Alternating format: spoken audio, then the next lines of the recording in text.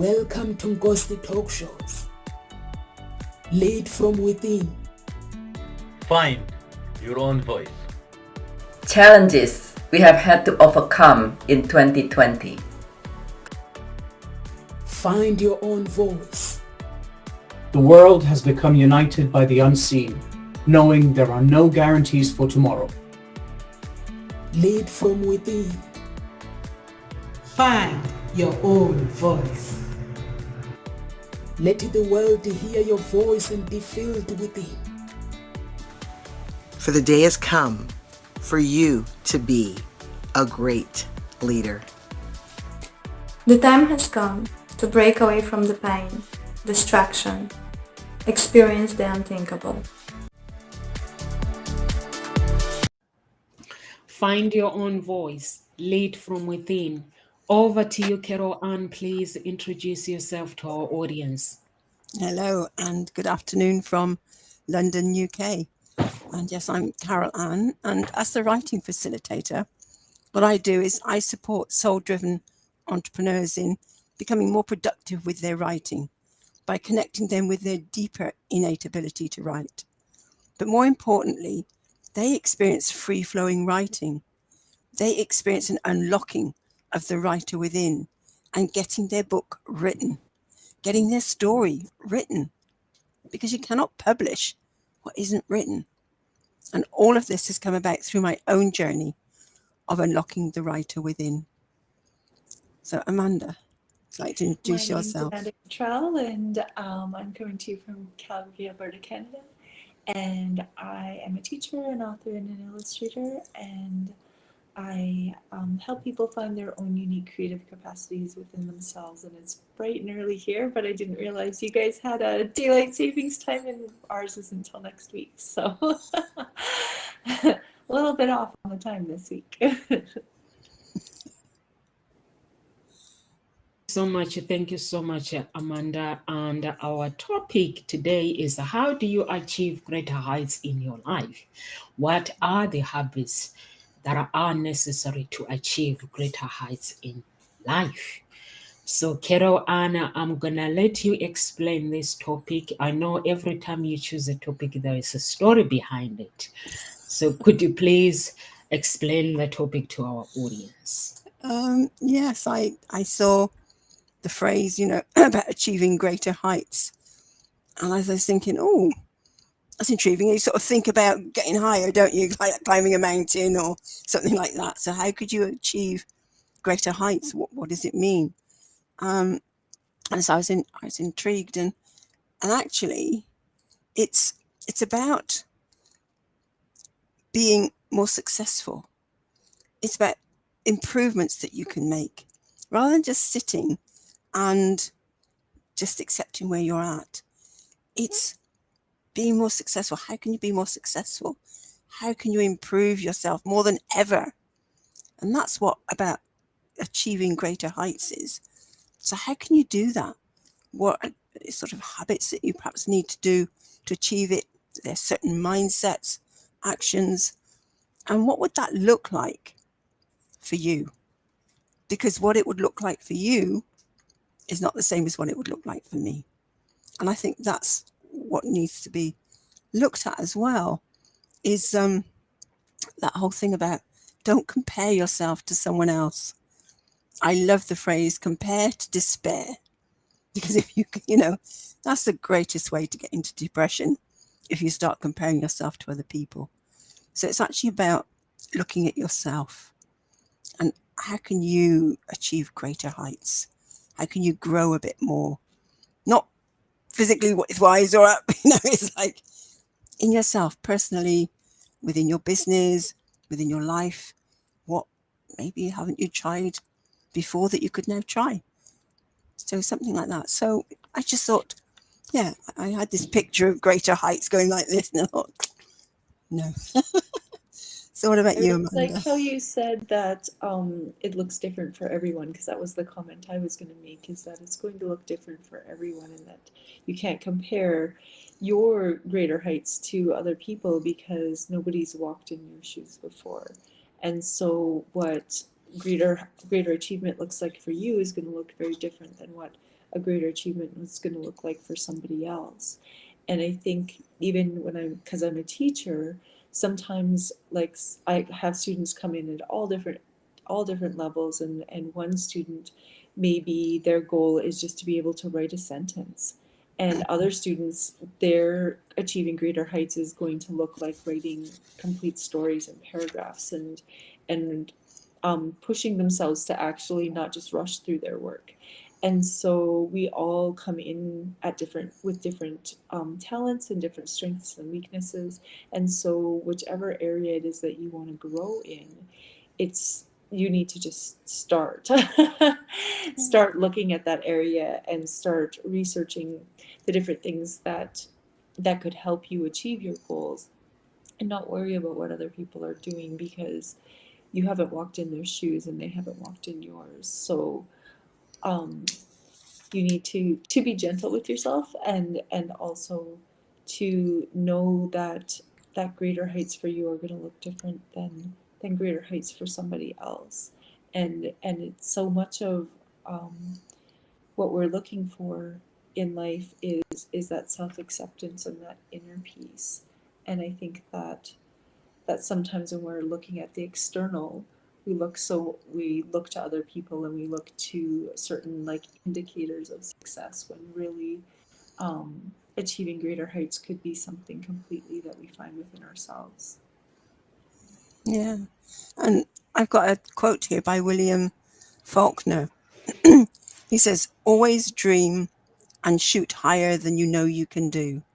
Do not bother just to be better than your contemporaries or predecessors. Try to be better than yourself." So it's always looking at where you're at, and then how can you better yourself? And what you were saying, Amanda, about just taking that step, that first step forward, and like that with you're saying about your students, just take that step from where they're at to move forward. And Theodore Roosevelt says, oh no, it's not. Oh, believe you can and you're halfway there. But the one I was looking at is the journey of 1,000 miles begins with a step. If you do not take that first step, you will always be at the same place. So look around you. Where are you at? Are you still at the same place with something or with a lot of things? What's that first step that you've been putting off taking? That's maybe where you need to look at. Nomsa, what's your take on all this? I like it when you, Carol Ann, you started by saying never compare your life with somebody else. And Amanda said the same thing as well, because we are all different. We all have different destinies. And for me, basically, if I want to grow, I realize that I'm going to have to, instead of comparing myself with other people, I look at the gap, or what are my competitors, what are they doing that I'm not doing? And I then look at myself and look at my basically the path where I need to go. Then I have to basically continue with my path, and then the gap, do some research with the gap where I think there is a gap in the market, and just do me. And I think other matchmakers, they set up a group a few months ago, and when they set up a group, because I don't know anyone, and if I've met somebody on Facebook and then we are all doing the same thing, and I'm set up my business, the sweat, everything, and so they set up a group. They've never met me, and then when it comes to clients, now we have to collaborate.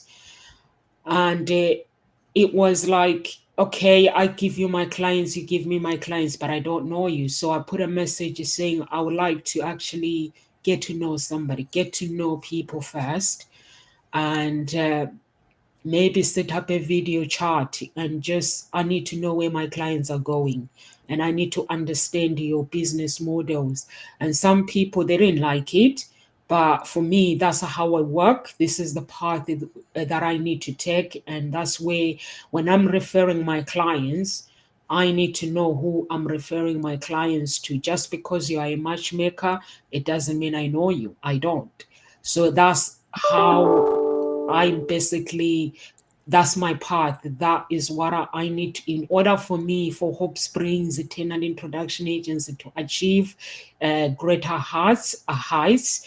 I need to know who my clients are going. I need to know when there is a problem, the problem is presented to me. I need to know, take responsibility and say, I send these clients to this person, but then they didn't like the idea of me wanting to get to know them before I send my clients. Even now, I have not sent my clients to anyone, because to me, if I'm gonna send somebody, if I'm gonna do business with you, it means, and Amanda is drinking a cup of tea or coffee, it means that we're gonna have to meet up in person, have a cup of coffee, and understand our dreams, where we are going, and forge that relationship, so that when I am sending my clients, because I care about my clients, when I'm sending my clients, I'm not just sending my clients to the somebody that I've read on Facebook or somebody that I've read on social media. I'm sending my clients to say, I trust this person, you'll be in good hands. So some people didn't like it, so I don't like comparing myself anyway. And I was like, okay, somebody eventually will come to me and say, Nomsa, I'd love to meet you. And to me, that would be a joy. So it is very, very important what you guys are saying, that no one, like the part, the people can look at you, right? Like right now with Ngozi talk shows can change.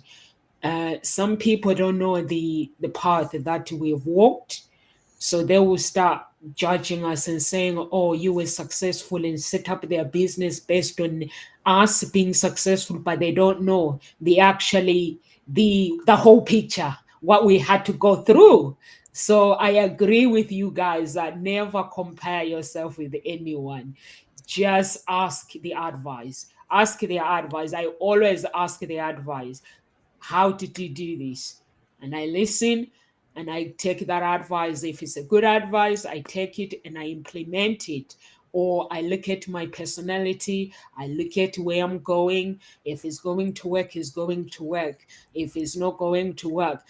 And I also like doing crazy. You guys saw my chains. I took a picture with my chains and I put it on Facebook.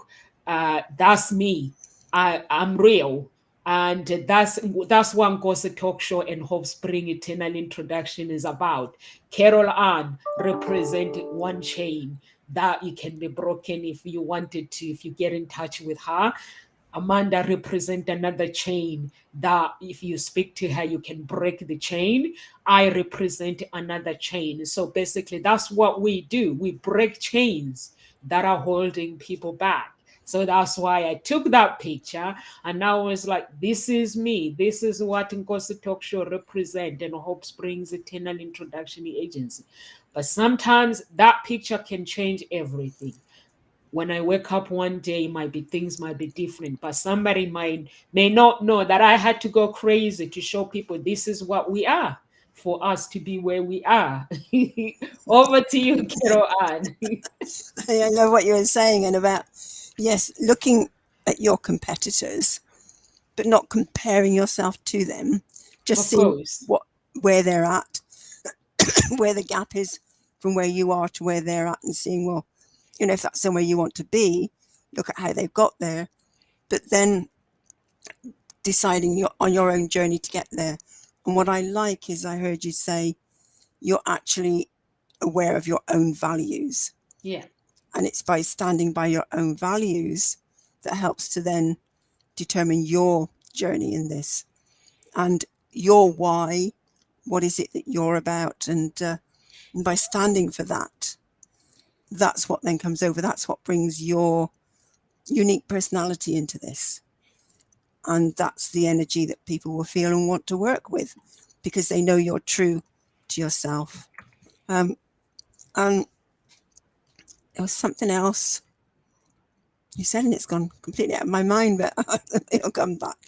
I think, oh, that's right, some of the I sort of label them as must-haves, you know, for you to be able to achieve greater heights, to get further than where you are already. You need determination. And that's what I'm hearing with you, Nomsa. There was determination. This is what you want. This is how you want your agency to work, how you want it to be. The courage to just stand for your values, to stand up for what it is you want. And the courage to look at, okay, what other people are doing, but not be swayed by them, but to be educated by them, and for you to then make your own decisions. What is right for you, and what steps are right for you to take, and what learnings can you take from them, or what things do you need to learn? And then there's a commitment, having a commitment to what it is that you are up to. You know, what is it that you're a stand for? So like you were saying, Nomsa, you're a stand for knowing your clients so that you can really match them such that you know who they are and you know how well they'll get on. And that is important. It's not a case of, oh, these two people, yeah, let's try it out. That's not what they're paying for. That's not what will help them. But by getting to know them, there's that commitment to their journey as well, and enriching their lives. Because it's about enriching your life and your experience. And for somebody to find a partner that enriches them, you need to know those people so that you can give that introduction so that they can then take it on further.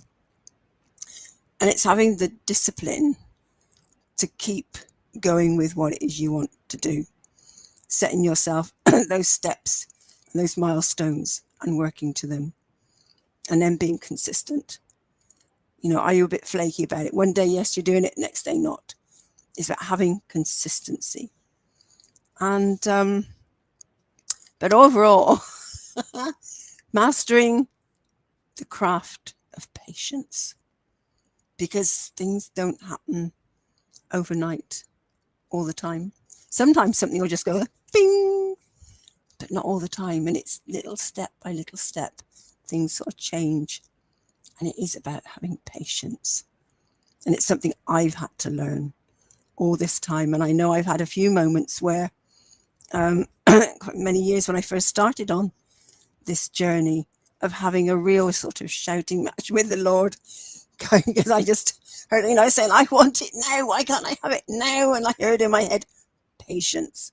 And I literally went, patience, I want it now. Really stamping my feet. And then I just sat and just meditated for a moment and just calmed down, and then just had a phone call just happened. Someone that I just needed to speak with in that moment. And I went, okay, Lord, I get it. And so since then I've been, I don't think I've had a moment like that again. You know, I've managed to, okay, patience. And things do evolve. So it's having that flexibility to change your mind on something. If something isn't working, or if it feels like it's evolving into something else, having that courage to step up and say, well, I think it's this now. And that's something that's just come to me just recently, because I've been listening to somebody who does music alchemy. And I've been seeing someone who does art alchemy. And alchemy is about transforming something ordinary into something extraordinary. And something started nudging me, and I'm thinking, well, actually, I think what I do is more than just writing facilitation. I believe I do writing alchemy, because I help somebody to transform ordinary writing into extraordinary writing. And that, as I say, only just came to me these last few days, and this is the first time I've spoken it out, and I wasn't going to, but it's like, yeah, have that ability to just declare what's there. And for me, that's going to take it to a whole different level. So again, it's constantly up-leveling. Might be a word that you understand or people understand, up-leveling, but achieving greater heights. So what are you hearing that, Amanda, or what else would you like to say?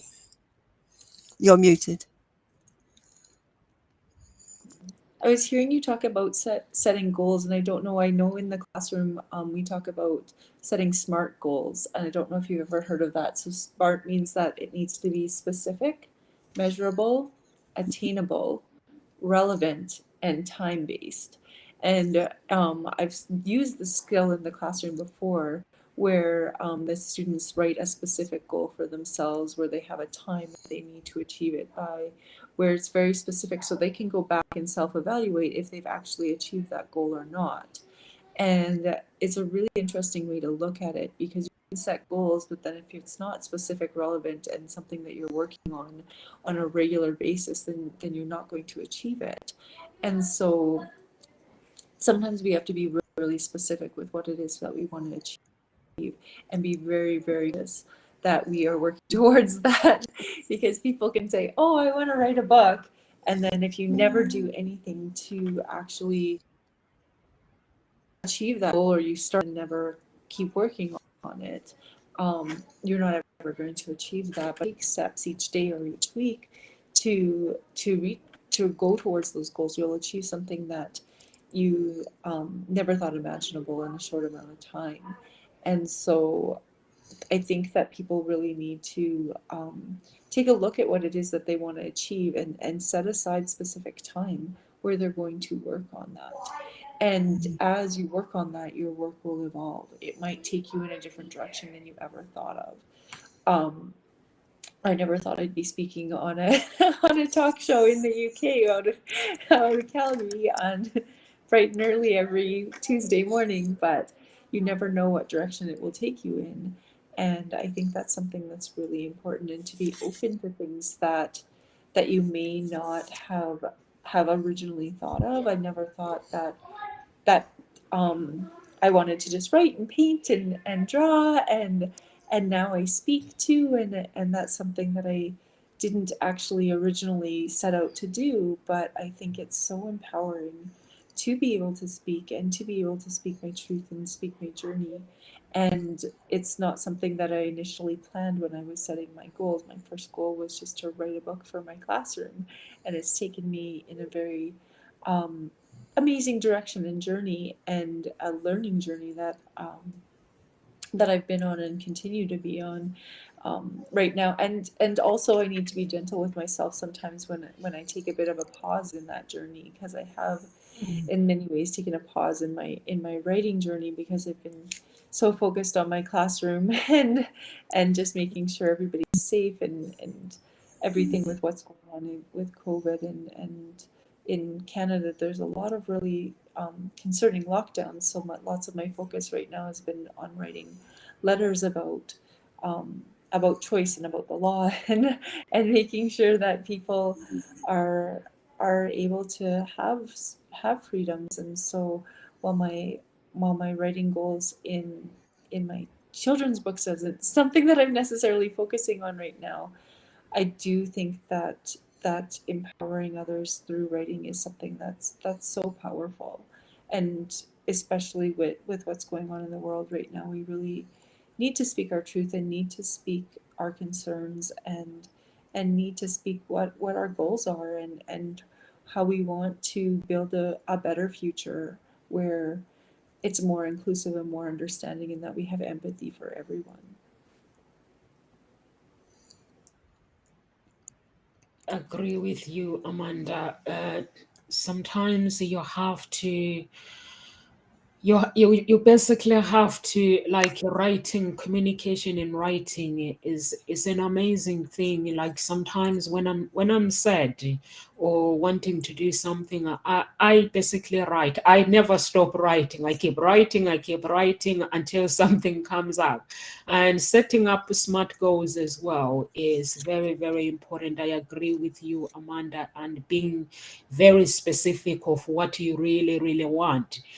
And when you are specific with what you want, you have to align with the people that are with around you as well. Your environment has to align with that. I've realized that basically, if you want to go to a certain level in life, you have to be surrounded by those people that will help you to get there.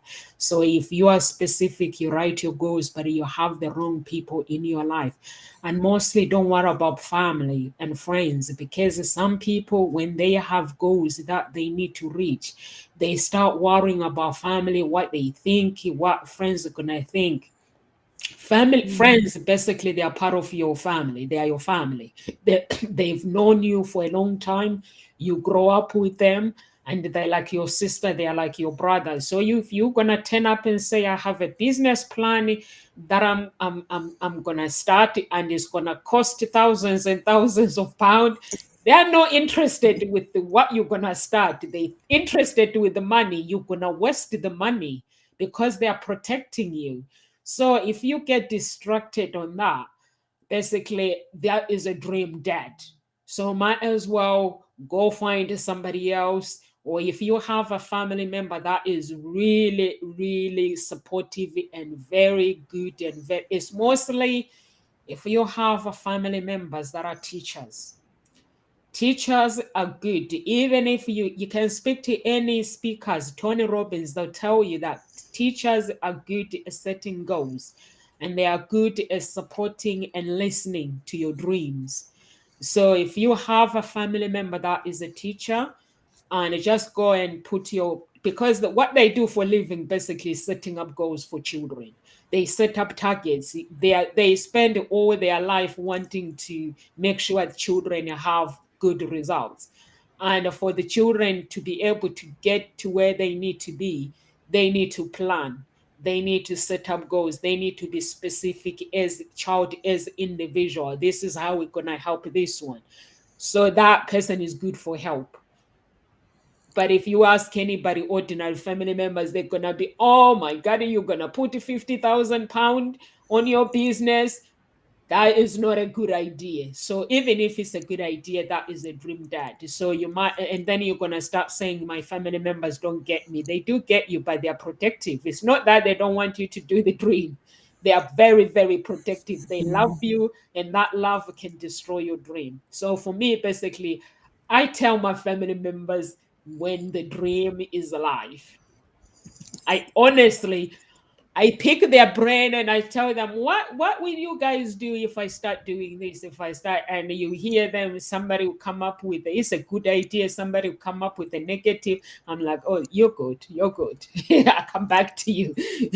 So then I go and find somebody else, and I basically draft whatever the goal, and how being specific. And when I started Hope Springs Eternal Introduction Agents, I didn't know there was going to be Ngosi talk shows as well. I had no idea. I knew the path where I was going, but then Ngosi talk shows came up with the idea when everything was going along. When I was watching my coach, he has a good following, and I was like, actually, if I have to actually advertise for my events, I don't have audience. No one knows about Hope Springs Eternal Introduction Agency. But talk show would be a good idea for me to talk about, basically to get my own audience. And that is a good thing, having a good coach that tells you that if you don't do the work, you'll be forever paying for people to advertise for you. So that the idea that came up with Ngozi Talk Show, and I have met some amazing people along the way, and which is amazing. So I agree with you. And Carol Anna, you talk about your values. You have to, values are more important, and beliefs are very, very important. And what you stand for as well. And it's like when you guys joined Ngozi Talk Show, I didn't actually have to let you know what I stand for. Basically the message was very clear, and you guys basically we just went with the flow because that's what you represent. And patience, Carol Ann talks about patience, which is everybody struggle with patience. And I don't know how many speakers I've lost now because of patience. And even myself, I've learned to be patient the hard way during Hope Springs Tenant Introduction Agency, setting up my own company. It's not an easy thing to do, to master being patient. It's like I want it now. And when Carol Ann, you talk about you, like sometimes you pray, and even me, I pray sometimes and say, God, why is it not happening? But now I just pray and say, God, just take me where I need to go. I'm sure something will happen along the way. It's something that is it's a basically habit that you have to practice to be patient, and you have to meditate on it. It doesn't happen overnight either. If anyone says that being patient it happens overnight, it took me 2 years to understand that what might be where my business was going. If I didn't get clients, I'll be worried. I'll be like, am I doing the right thing? Am I doing the wrong thing? What am I doing? And I'll go to my business coach and he'll be like, everything is fine. I don't know why you're worried. Just calm down, chill. So I'll be like, okay. It's not easy, Carol, and over to you. It's not easy, and No. yeah, and as you were saying about when like Amanda and I we joined, but for me, that conversation, and I've said it before, that I had when I first spoke with you, what I got was your determination to keep going, and for me, that's all I needed here. I could feel the conviction within your voice, and I knew that you were somebody who would not give up.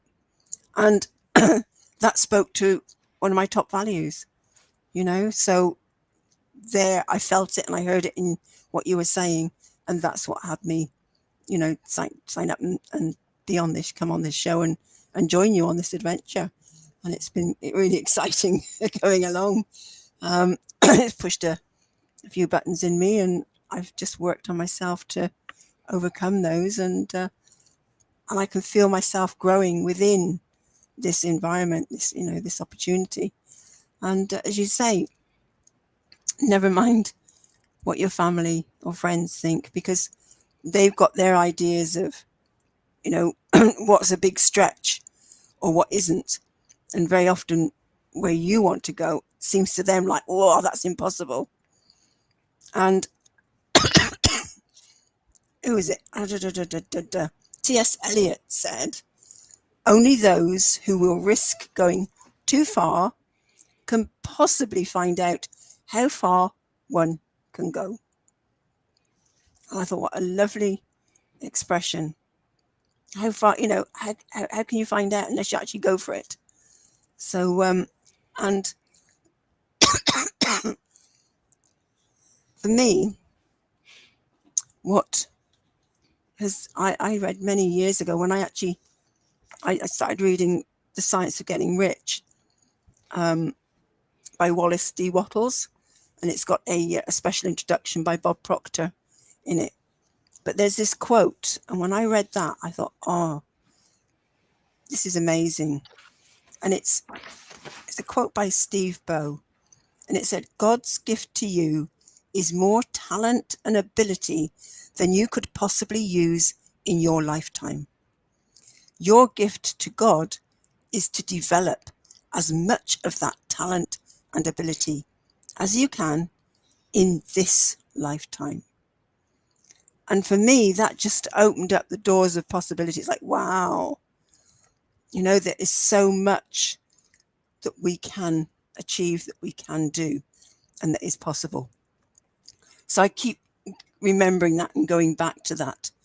And to support us on our way is actually addressing the fears and the limiting beliefs, which you touched on, Nomsa, and mentioned. And and actually, by taking that journey, you do meet some amazing people along the way. They just show up because you've cleared in yourself those fears and those doubts, and it allows for those people to show up, the opportunities to show up. And that's what allowed for this opportunity with you, for me to show up. You know, you showed up in that clearing because I've been working on myself to be able to do something like this, and you showed up. But then I took the step and took the opportunity. And I know there's other opportunities that I'm still backing away from, and it's like, okay, but I'll take them eventually. But the things that generally you need to address are things like fear of making a mistake, fear of being judged, and fear of failure. And knowing that fear of being judged is just remembering that it's only someone else's judgment. It's their thought. It's their perception. Is it true? No. It doesn't mean it's true at all. So you need to stand in your own conviction of what you're doing and what you're saying. If this is the truth for you, then it's the truth. It doesn't make it universally true, but it's the truth for you. And failure, what we tend to do is we collapse it into, I am a failure. So you put on a coat of I am this, if you haven't quite got what it is you want to achieve. Well, actually, you're not a failure. The only thing that's happened is that you failed to achieve what you set out at the moment.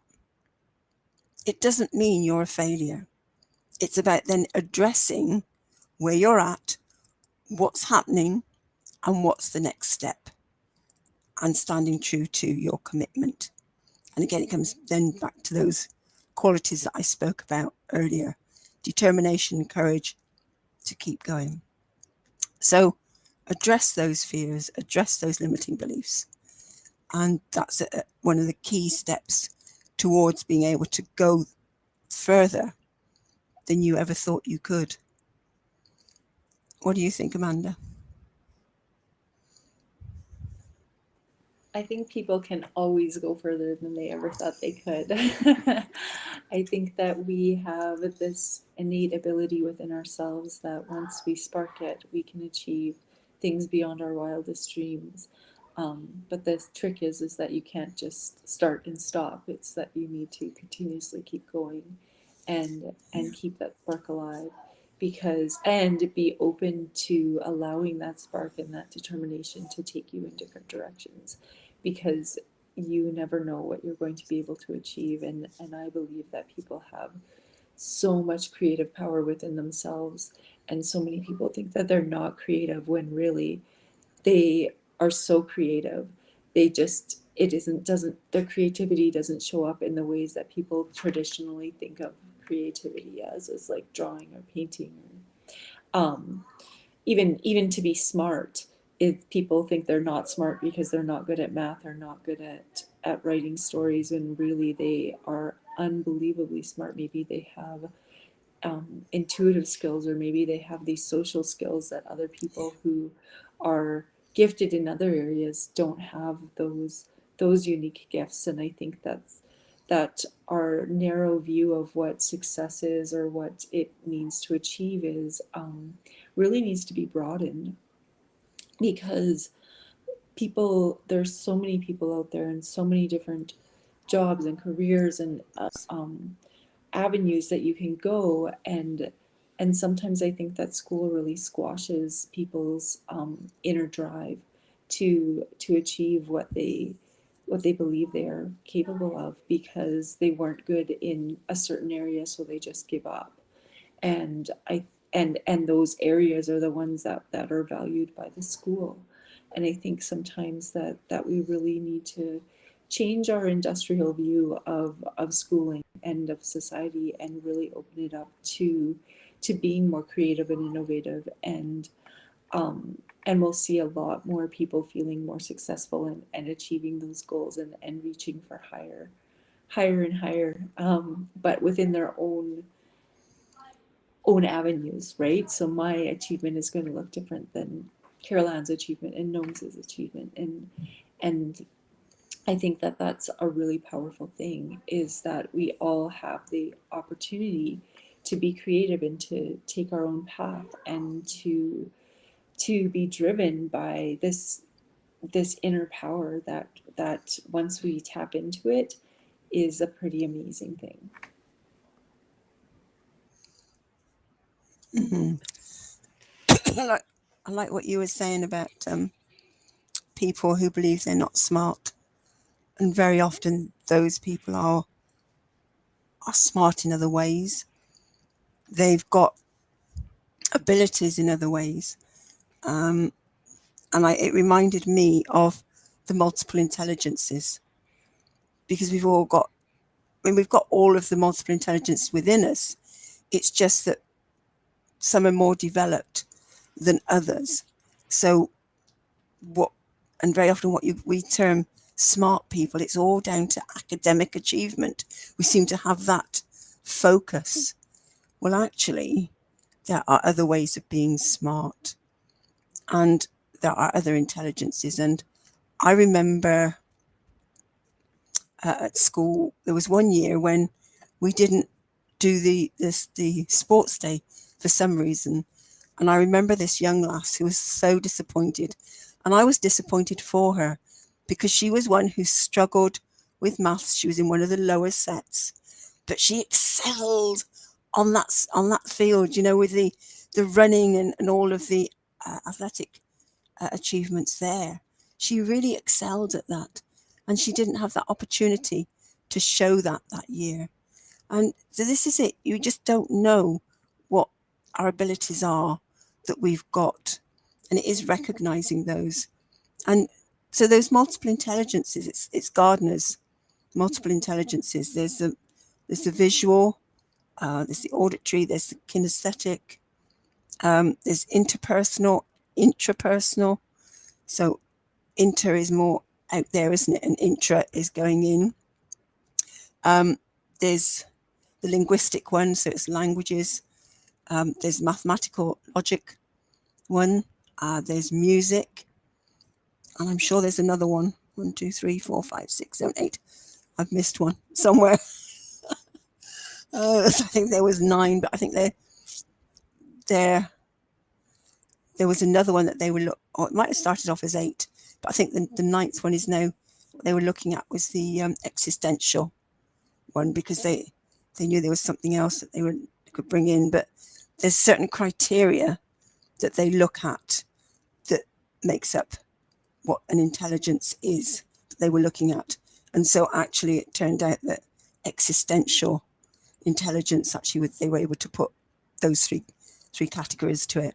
I can't remember the categories at the moment, but it's something I was looking at many years ago. And I would sort of bring into my teaching to see how I'd covered each of those intelligences to sort of help each of the students with what I was doing. So it is worth looking at. And I know with my two daughters, both very intelligent in different ways. One very academic, the other one very much with the interpersonal skills and the organizing and being with people in a social aspect and being able to support them, but chalk and cheese in that respect. One succeeded, and excelled at school. The other one struggled academically. But fortunately, I was able to, that's where I found educational kinesiology and brain gym, was able to support her in that moment and helped to move on. But now she's flying in a field that I remember identifying for her when she was 3-4 years old, and all the young children around her. She always used to play with them, organise them, look after them. And even at playgroup, she was the one that I would give new children to, because she would look after them, and I'd introduce them to her.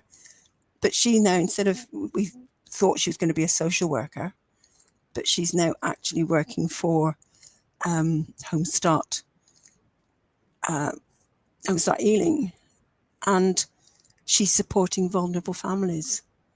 So she's doing that work, and she can do it in a way that is honouring how she works, where she now realises if she'd been a social worker, she would have been curtailed in many ways, with what she could do. With this, it's really bringing out her amazing way of being with families, and her life journey is what has supported her. She was always very sort of streetwise in many ways, or seemed to know what was going on. She picks things up like that. She can see what's happening, or hears what's happening. And I know when we used to go on holiday, we used to have a touring caravan, and we go to a campsite, and we hadn't been there 5 minutes, and she knew who was with which caravan and what car was with which caravan. She got it already sussed out. So that was her ability, and that is now beginning to shine. And say my other daughter is excelling in the field that she's in, which is to do with writing and reading. And she works. She's in a top position with publishing company, one of the top publishing companies, and really excelling in that. And it's great that they've both been able to find their own way. But yeah, it totally different. And we really need to be able to look at that, and also within ourselves, and realize that if we can't do something, are we better at doing it in a different way? Is there another way of looking at it? But I always remember being told, because I was a mathematician, not very good at English or writing, there was always this, well, you can't be good at both. It's either one or the other. I question that now. Yes, at that time, that's what I was good at. It does not mean you cannot be good at the other. It just means that that's not developed within you. And it is something you can develop. And so you can be good at both, And that's what I found. My ability for writing, for understanding this language, understanding words, using words, has improved because I've worked on that. And so don't settle for the old myths, Listen to them and go, nah. Debunk those myths, question them, so Amanda. I think that questioning them really ties into the newer research on our brains and our ability to regenerate and to be able to create new neural pathways within our brains. And the more that we practice, the more that we create those neural pathways, and the more that we learn, we create new neural pathways. And so our brains are a lot more adaptable than originally was thought, and that we can actually retrain our brains in so many different ways. And that's something that science is just being able to prove right now. And I think that you're right, Carolyn, that in the past people thought, oh, if you're good at math, then that's what you're good at, and your brain's not going to work in this other area. But what they're finding now is that that's actually not true, is that you can retrain your brain in all different areas. And so I think that's something that's really important, especially if you're feeling stuck in one area. Then you can actually, if you trust that you can retrain your brain, you really truly can, because there's science out there that's showing that is the truth, and that you can retrain your brain into being more positive, or into actually learning a different skill. We all have this unique ability within ourselves, and our brains are so there's so much more that science needs to explore with that too, that we don't understand yet. What do you think? Your brain, can you learn lots of different things? Huh? He's up and ready for school. That is actually so true. Your brain, you can learn so many things, getting creative. For me, growing up, I had two older sisters. They were all good with mathematics, really good.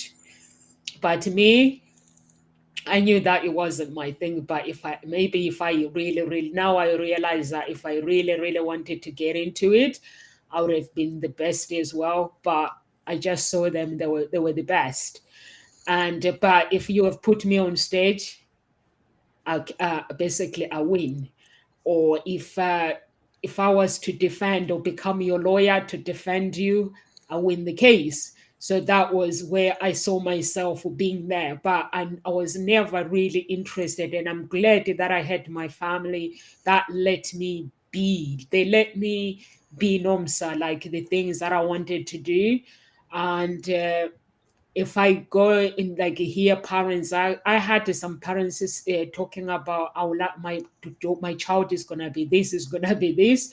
And for me, my father basically used to train me to be who I wanted to be, because and also there's something that parents, I always hear it a lot, that they look at their children, and when you have a conversation with them, they're like, oh, my children is not this. So I'm thinking, how do you know your children is not this if you actually never really let them really work on it? And so I always come up with to them and say, listen, your child is capable of becoming anything, as long you basically let them do what they want. Like Amanda at the beginning, Amanda earlier, you talk about, as long you start something and have the ability to finish it.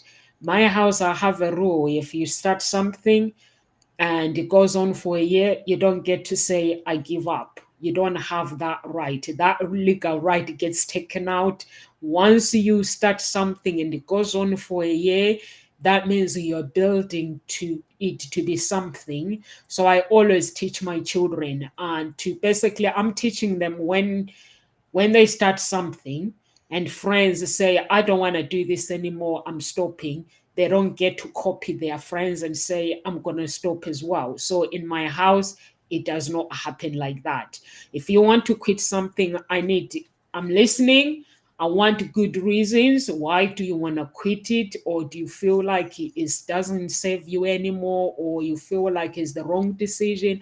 I'm listening. But if you tell me that a friend is stopping, you're not going to have friends in the class, then to me, that's not a good reason, because you are not in there in the first place for friends. You were there on your own. And that's what I was raised, that if you start something, you have to finish it. Your friends have different path with you, different like yours.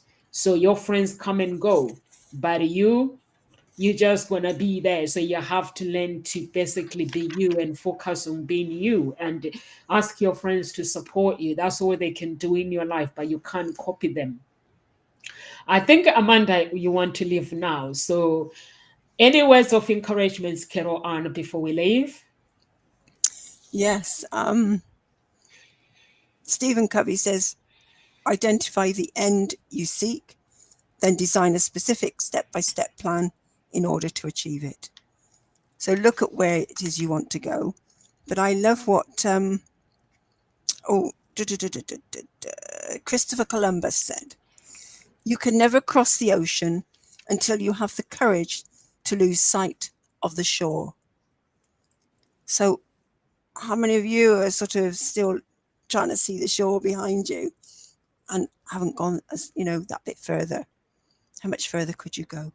So where is it you want to go? Plan it out, take the steps, and be happy to lose sight of where you've been to get to where you want to go. It is a journey, and people will show up along the way to support you. Just enjoy the journey. Amanda, what would you like to add? I'm going to piggyback on that. I was going to start with the end in mind, but also be open to the different opportunities that come along the way, because even though you may have had one goal in your mind, all you need to be able to do is take one new step each day or one new step each week, especially us with people like me who are single moms and have to take care of a child. Sometimes I don't get to my goals each day, but I do something a little bit each week. And I think that when you start with the end in mind, even if you have no idea how to get there, the right people will show up along the way, and you just need to trust that the right people will show up at the right time. Thank you so much, Amanda. I have that in my diary actually. Start with the end in mind. Thank you so much.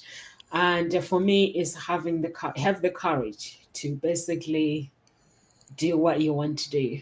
Don't worry about everybody else. Have the courage, your values, your beliefs, and respect your environment, and just go for what you believe and just do it. No excuses.